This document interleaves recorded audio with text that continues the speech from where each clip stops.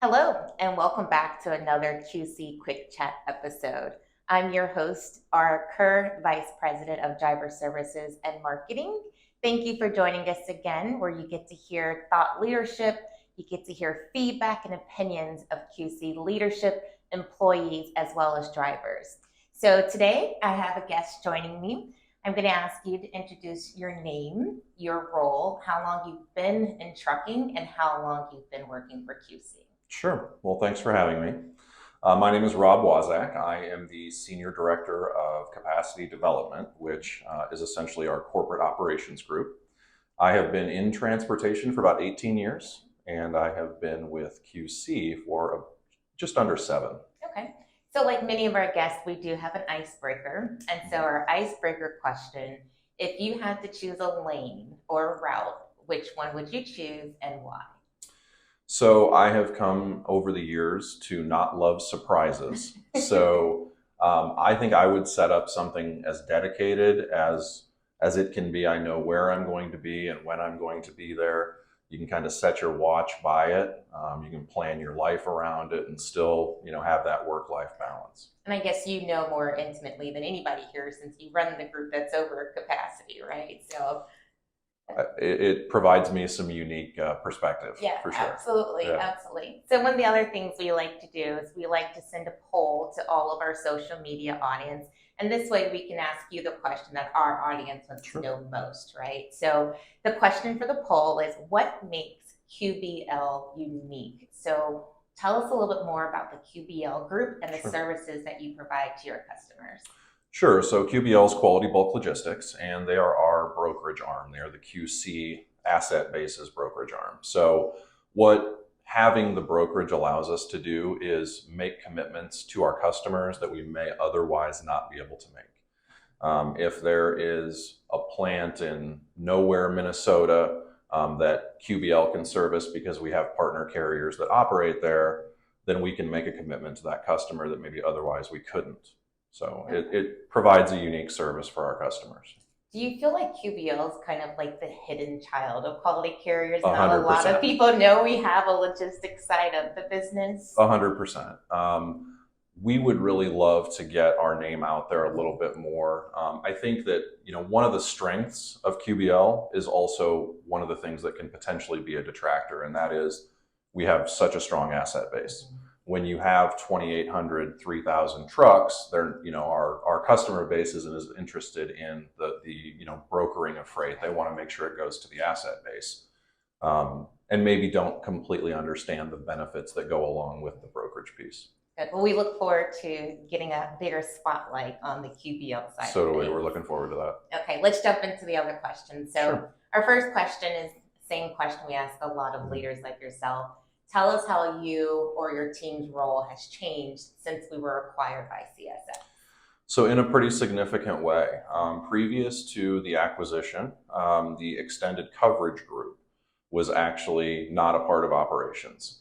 And we'd always recognized that there was a need there for the extended coverage group to be more operationally based. And what I really mean by that is have more impact over the day-to-day business. When a driver calls in or an independent contractor calls in and they're having a trailer issue or a load issue, without taking down the information, actually being able to solve their problem, right? Looking in the system, looking at yard checks, looking in the Quala portal to be able to understand what's on site and what's clean, and being able to actually solve that problem for the driver. And while we still have a lot of work to do there, we've come a long way.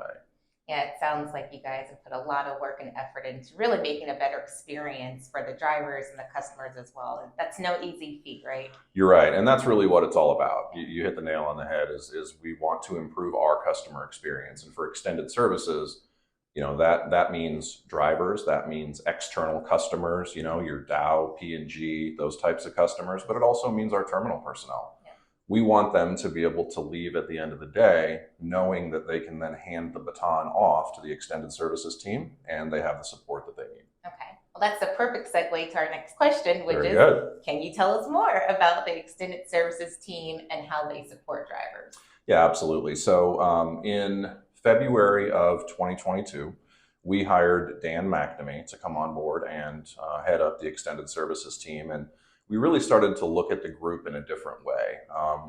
It had always been kind of a call center type of environment before, where information was taken and then kind of disseminated out to the terminals or out to the customers.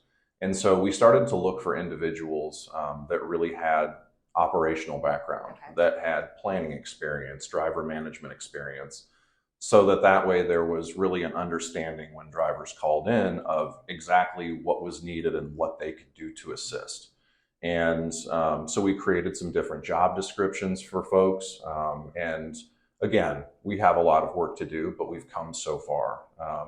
We're providing a service that we just previously hadn't really been equipped to do. Yeah, and you guys started in the right place, right? It always starts with leadership. Getting Absolutely. the right leadership in place, getting the correct processes in place, and then having it funneled down. And Dan has been wonderful. He's the right person. We found the right person for the job. He's very patient. He's very understanding. He really does share the goal of improving the customer experience. And for the most part, that is our drivers, but again, also the terminal personnel and our external customers. Awesome. So our last question, what is your greatest challenge as being the director of capacity? What challenges you the most? What keeps you up at night? I think we're always looking for ways to try and improve process, and not for the sake of process, but for the sake of understanding how that process impacts everyone in the organization. So we have a planning group, we have an equipment team, we have our extended coverage group, we have a relay network. We have all of these different pieces.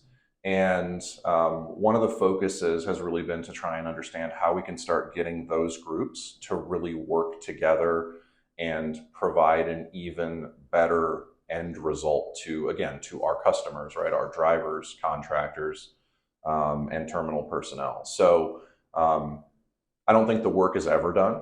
I think we still have to continue to push that, but that's also one of the things that I enjoy about the work, is that there's always the opportunity to come in and really try and improve what we're doing and improve the experiences of everyone that relies on our teams. Yeah, sometimes it feels like once you find the bottleneck and you get the synergy going, here pops another bottleneck, right? So that's almost always the way it works, isn't it? I think that's a typical challenge of most leaders. So, absolutely. Well, we thank you so much for taking time and sharing some of your nuggets of information with us.